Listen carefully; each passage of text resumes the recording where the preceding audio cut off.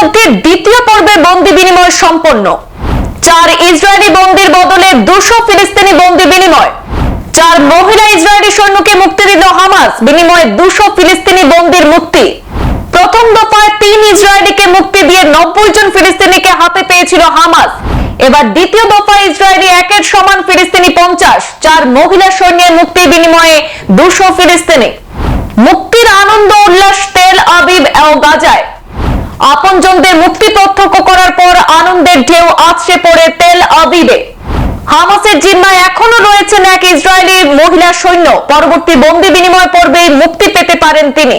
গাজায় 17 মাস ধরে চলা যুদ্ধের অবসান ঘটানোর লক্ষ্যে যুদ্ধবিরতি চুক্তির অংশ হিসাবে হামাস গতকাল শনিবার প্রায় 200 ফিলিস্তিনি বন্দির বিনিময়ে 4 জন মহিলা ইসরায়েলি সৈন্যকে মুক্তি দিয়েছে।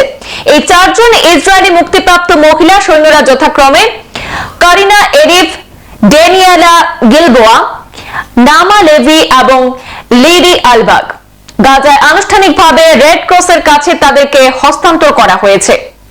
গণমাধ্যমে খবর অনুযায়ী 4 মহিলার মুক্তির আগে হামাসের বন্দুকধারীরা এবং বিপুল সংখ্যক মানুষ গাজা শহরের ফিলিস্তিন স্কোয়ারে জড়ো হয়।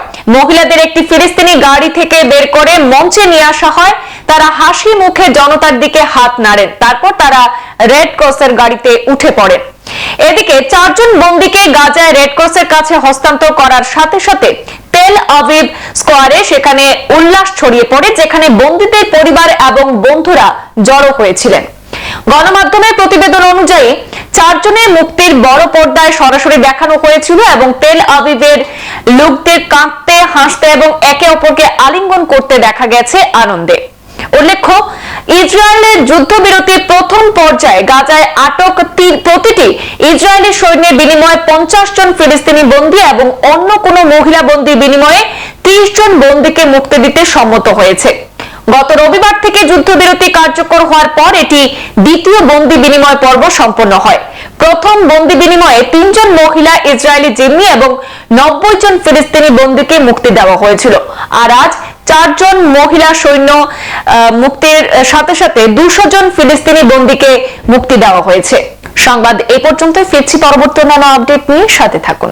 ধন্যবাদ।